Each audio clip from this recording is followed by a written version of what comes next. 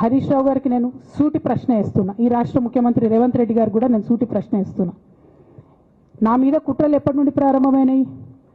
ఎప్పుడైతే హరీష్ రావు గారు రేవంత్ రెడ్డి గారు ఒకే ఫ్లైట్లో హైదరాబాద్ నుండి ఢిల్లీకో, ఢిల్లీ నుండి హైదరాబాద్లో ఒకే ఫ్లైట్లో వాళ్ళిద్దరు ప్రయాణం చేసి వచ్చినప్పుడు హరీష్ రావు గారు రేవంత్ రెడ్డి గారు కాలు పట్టుకొని సరెండర్ అయినాక ఈ కుట్రలు స్టార్ట్ అయినాయి, నా మీద ఈ స్టోరీలు స్టార్ట్ అయినాయి, మా కుటుంబాన్ని విడగొట్టాలనేటటువంటి కుట్ర స్టార్ట్ అయింది. నేను ఛాలెంజ్ చేస్తా ఉన్నా, రేవంత్ రెడ్డి గారు మీరు చెప్పండి, ఆ ప్రయాణం జరిగిందా జరగలేదా? హరీష్ రావు గారు మీరు చెప్పండి, ఒకే ఫ్లైట్లో మీరు రేవంత్ రెడ్డి గారితో కలిసి వచ్చిండ్రా రాలేదా? ఆ తర్వాత నుండే నా మీద ఈ కుట్రలు జరుగుతున్నాయా లేదా? సరెండర్ అయింది మీరు. ప్రతి ఒక్క విషయంలో దాదాపు ఒక 7-8 ఇష్యూస్ ఉన్నాయి, ఇన్సిడెంట్స్ ఉన్నాయండి. అఫీషియల్ పిఆర్ఓ ట్వీట్ చేస్తాడు, Congress party official PRO tweet చేస్తాడు, ముఖ్యమంత్రి గారు పిఆర్ఓ, ఈ పాల వ్యాపారంలో అవినీతి జరిగిందని. తెల్లారి 2-3 పేపర్లలో వస్తుంది, 3వ రోజుకి మాయమైపోతుంది. అదే కేటీఆర్ గారినేమో 3 సార్లు విచారణ పేరుతో పిలిచి వేధిస్తారు. అంటే కేసీఆర్ కుటుంబం నికార్స్గా బరిగీసుకొని కాంగ్రెస్ పార్టీతో రేవంత్ రెడ్డి కొట్లాడుతున్నాం కాబట్టి మా మీదనేమో కుట్రలు జరుగుతాయి, మా మీదనేమో కేసులు పెడతారు. మీ మాత్రం 1 or 2 days హెడ్లైన్స్ వస్తే తర్వాత న్యూస్ గాయబవుతుంది. ఎన్ని జరగలే చెప్పండి హరీష్ రావు గారి విషయంలో? ఫస్ట్ పాల వ్యాపారం మీద ఏమొచ్చినాయి ఆరోపణలు? ఆనాడు బీఆర్ఎస్ పార్టీ గవర్నమెంట్లో SC ST BC హాస్టళ్లకు Harish Rao గారి పాల వ్యాపారం నుంచి పాలు సప్లై చేసిరనే ఆరోపణలు అయోధ్య రెడ్డి గారు ట్వీట్ చేసిరు. గతం 2 రోజులు పోయింది ఆరోపణ. ఎందుకు? సరెండర్. నెక్స్ట్ ఒక అభియోగం చేసిరు ముఖ్యమంత్రి గారు, రంగనాయక్ సాగర్ దగ్గర ఆయన ఫామ్ హౌస్ ఉంది, అది ప్రభుత్వ భూమి, కబ్జా చేసిండని. 1 day headline, 3rd day news గాయబ్. No case nothing. కేటీఆర్ పరిస్థితి ఏంటి? ఎన్ని కేసులు పెట్టిరు కేటీఆర్ అన్న మీద? ఎన్నిసార్లు పిలిచిండు విచారణకు? ఇవన్నీ పక్కన పెడదాం, నిన్నటి లేటెస్ట్ ఇష్యూ మాట్లాడదాం. కాళేశ్వరం కానీ ఇంకోటి కానీ ఏ ప్రభుత్వంలో అయినా పొలిటికల్ పాలసీ చేసేవాళ్ళు, విధానపరమైన నిర్ణయాలు తీసుకునే వాళ్ళు ముఖ్యమంత్రులు ఉంటారు. కింద ఉన్నటువంటి మంత్రులు దాన్ని ఎగ్జిక్యూట్ చేయాలి. కేసీఆర్ గారు ఒక పాలసీ డెసిషన్ తీసుకున్నారు, నేను కాళేశ్వరం ప్రాజెక్టు కడతా, దానికి ఇన్ని డబ్బులు ఇస్తా అని. ఆనాడు మంత్రి ఎవరు? ఎగ్జిక్యూషన్ చేయాల్సింది ఎవరు? 2014 నుంచి 2018 వరకు తుమ్మిడిహెట్టి దగ్గర నుంచి మేడిగడ్డకు స్థలం మార్చినప్పుడు మంత్రి ఎవరు? ప్రాజెక్టులు డిసైడ్ చేసినప్పుడు మంత్రి ఎవరు? అన్ని మీటింగ్లు, టెక్నికల్ ఇష్యూస్ చూసుకోవాల్సింది ఎవరు? ఇవన్నీ రేవంత్ రెడ్డి గారు మాట్లాడారు. నేను మొత్తం అసెంబ్లీ స్పీచ్ చూడరు మీరు, వీళ్ళ మ్యాచ్ ఫిక్సింగ్ అనేది మీకు తెలిసిపోతుంది. ఏం మాట్లాడరు ఆయన. ఎంతసేపు కేసీఆర్ కాళేశ్వరం కట్టిండు, కేసీఆర్ కుటుంబం 1,00,000 కోట్లు తిన్నది. అరే 2007 నుంచి ఇప్పటివరకు కాళేశ్వరం 1,00,000 కోట్లు కూడా ఖర్చు కాలే. 1,00,000 కోట్లు ఖర్చు కాని ప్రాజెక్టులో 40 లక్షల ఎకరాలకు నీళ్ళియంగా కూడా 1,00,000 కోట్ల అవినీతి అయింది అంటారు రేవంత్ రెడ్డి గారు. దాన్ని మళ్ళీ ఓన్లీ కేసీఆర్ గారి గురించి చెప్తారు, హరీష్ రావు గారి గురించి మాట్లాడరు. ఎందుకంటే ఇంటర్నల్ అండర్స్టాండింగ్ ఉంది వీళ్ళిద్దరికి. నేను రామన్నను ఒకటే రిక్వెస్ట్ చేస్తున్నా, అన్న ఇవాళ మీతో బాగున్నట్టు వాళ్ళు నటించవచ్చు, హరీష్ అన్న కావచ్చు, సంతన్న కావచ్చు, కానీ వాళ్ళు మన మంచి కోరుకునే వాళ్ళు కాదు, వాళ్ళు తెలంగాణ ప్రజల మంచి కోరుకునే వాళ్ళు కాదు, వాళ్ళు కేసీఆర్ గారి మంచి కోరుకునే వాళ్ళు కాదు. వాళ్ళను మీరు దూరం పెట్టి రాజకీయంగా తెలంగాణ రాష్ట్ర సమితిలో ఇప్పుడు బీఆర్ఎస్లో పనిచేస్తున్నటువంటి హార్డ్ కోర్ కార్యకర్తలను దగ్గరికి తీసుకొని ప్రజా ఉద్యమాలు తీసుకొని ప్రజల దగ్గరికి పోతేనే మన పార్టీ బతుకుంటుంది, నాన్న పేరు బాగుంటుంది. ఇవాళ నాన్నకు సిబిఐ అనేటటువంటిది వచ్చిందంటే అది కేవలం హరీష్ రావు గారు, సంతోష్ రావు గారి అవినీతి వల్లనే వచ్చిందని మళ్ళొకసారి నేను గంటాపదంగా చెప్తున్నాను. ఇంకా గమ్మత్ ఏంటంటే ఇదే హరీష్ రావు గారు వాళ్ళ ఫాలోవర్స్ అంతా నిన్నటి నుంచి చెప్తున్నారు, హరీష్ అన్న చాలా కష్టపడ్డాడు, డే 1 నుంచి ఉన్నాడు అని. డే 1 నుంచి లేడండి, చాలామంది రిపోర్టర్లకు తెలుసు, సీనియర్ రిపోర్టర్లకు. డే 1 నుంచి లేదు.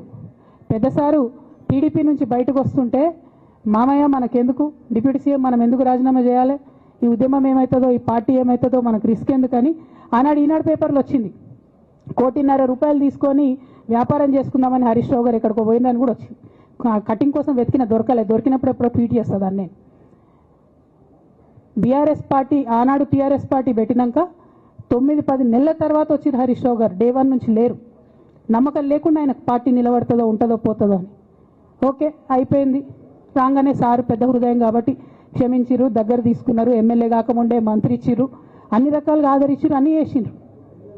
ఎప్పుడైతే పార్టీకి ఒక్క క్షణం చెడ్డ పేరు వచ్చిందో ఎక్కడ పోయిండండి ఈయన? చక్కగా పోయి వైఎస్ రాజశేఖర రెడ్డిని కలవలే, మీ అందరికి గుర్తులేదా ఆ ఫోటో? సీనియర్ నాయకులందరికీ బాగా మాట్లాడతారు. అన్ని దగ్గర ఉన్నా, నేనే ఉన్నా, నేను ఎక్కడ లేను. నిన్న పాపం చాలా మంది ఈ కొత్త కొత్త సోషల్ మీడియా పిల్లలు ఉన్నట్టు వాళ్ళకి హిస్టరీ తెలియదు అనుకుంటా, అందుకే చెప్తున్నా ఇవాళ. అదేవిధంగా నేను పెద్ద ట్రబుల్ షూటర్ అంటారు. ట్రబుల్ షూటర్ కాదు, ఈజ్ అ బబుల్ షూటర్. ఆయన ఏంటంటే ట్రబుల్ ఆయనే క్రియేట్ చేస్తాడు, చేసి నేనే సాల్వ్ చేసినట్టు నటిస్తాడు. నేను లేటెస్ట్ ఎగ్జాంపుల్ చెప్తా పట్టురు. నేను మొన్న దాసోజు శ్రవణ్ అన్న ఎలక్షన్ ఎమ్మెల్సీ ఎన్నికలలో బీఆర్ఎస్ పార్టీ డిసైడెడ్ ఒకటే క్యాండిడేట్ని పెడదామని. కానీ హరీష్ రావు గారు ఇంటర్నల్గా బీజేపీ వాళ్ళతో మాట్లాడుకొని ఏం చెప్తారంటే, మీ దగ్గర నుంచి ఒక క్యాండిడేట్ని ఇవ్వండి, నేను మామయ్యని కన్విన్స్ చేసి రెండో క్యాండిడేట్కి పెట్టిస్తా అంటే he wants to create a trouble. ఈ క్రైసిస్లో ఆల్రెడీ మన పార్టీలోకి వెళ్ళి 10 మంది ఎమ్మెల్యేలు వెళ్ళిపోయినాక, 38 మందిలో 10 మంది పోయినాక నువ్వు ఇంకో సెకండ్ క్యాండిడేట్ని పెడితే ఎంత కన్ఫ్యూజన్ అవుతుంది? ఎవరెవరు ఎటెట్ ఓట్లు వేస్తారు? అంటే హార్స్ ట్రేడింగ్కి ఈయన ట్రబుల్ షూటర్ గారు ట్రబుల్ని ఓపెన్ చేస్తారు అన్నట్టు.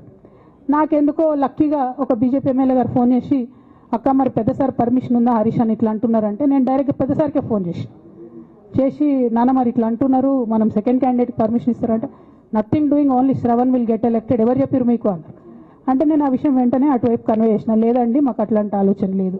ఎందుకు ఈ రీసెంట్ ఎగ్జాంపుల్ చెప్తున్నా ఇవాళ అంటే, హరీష్ రావు గారు ట్రబుల్ క్రియేట్ చేసి ట్రబుల్ని మాఫీ చేసినట్టుగా ప్రయత్నం చేస్తారు. బీఆర్ఎస్ కార్యకర్తలందరికీ నేను నా తమ్ముళ్ళకి రిక్వెస్ట్ చేసి చెప్తున్నా, మా చెల్లెలకు రిక్వెస్ట్ చేసి చెప్తున్నా, మీకు పెద్ద స్థాయిలో జరిగే అన్ని విషయాలు తెలియకుండా అందరూ మన వెల్ విషయర్స్ అనుకుంటారు. అది మీ తప్పు కాదు, ఎందుకంటే కేసీఆర్ సార్ అంత ఓపెన్ మైండ్తో ఓపెన్ హార్ట్తో ఉంటారు కాబట్టి బీఆర్ఎస్లో ఉన్న అందరూ అట్లే ఉంటారు అనుకుంటారు. కానీ చాలా మందికి చాలా హిడెన్ ఎజెండాస్ ఉన్నాయి. ఒక పక్క కాంగ్రెస్తో కలిసి ఉన్నారు, ఇంకో పక్క బీజేపీతో మాట్లాడుతున్నారు, ఎటు ఎవరితోనూ అవసరమైతే అటు మాట్లాడుతున్నారు. అదేవిధంగా 2018 ఎన్నికలలో హరీష్ రావు గారు 20-25 మంది ఎమ్మెల్యేలకు ఎన్నికలలో అడిషనల్ ఫండింగ్ ఇచ్చారు, పార్టీ ఇచ్చింది కాకుండా. ఏడికేలు వచ్చినాయి హరీష్ రావు గారికి అన్ని డబ్బులు? 100% కాళేశ్వరంలో జరిగిన అవినీతి నుంచి వచ్చిన డబ్బులే. ఆయన ఆలోచన ఏం చేసిందంటే, ఏమన్నా కొద్దిగా అటు ఇటు అవుతుందేమో రిజల్ట్, నా దగ్గర ఎమ్మెల్యేస్ ఉండాలని ఆలోచన చేసి. నీకు అసలు అట్లాంటి ఆలోచన ఎందుకు వచ్చింది? నేను కట్టప్పలాంటోని కేసీఆర్ గారి దగ్గర ఉండేటోని అంటావు కదా, నీకేం అవసరం వచ్చింది ఎమ్మెల్యేస్కి సపరేట్గా ఫండింగ్ చేయడానికి? ఎవరికి తెలియదు అనుకుంటారా? ఇది ఎవరు చెప్పారు అనుకుంటారా? ప్రతి ఒక్కరు చెప్తారు ఎమ్మెల్యేస్ ఓపెన్, నా పేర్లు కూడా తెలుసు, చెప్తే బాగుండదు, ఎమ్మెల్యేలు ఇబ్బంది పడతారు. నేను అనేది ఏంటంటే, 2009లో రామన్న సిరిసిల్ల ఎలక్షన్లో మా బంధువుకు సంబంధించిన వ్యక్తులతోని 60 లక్షల రూపాయలు పంపిన హరీష్ రావు గారు రామన్నను ఓడగొట్టడానికి. నిన్నగాక మొన్న ఒక వీడియో మీరు కూడా చూసి, ఒంటేరు ప్రతాప్ రెడ్డి గారిది, మీ మామయ్యను ఓడగొట్టమని ఎంతంటే అంత డబ్బులు ఇస్తా అని చెప్పిర్రని. ఓ పక్క కేసీఆర్ గారిని ఓడగొట్ట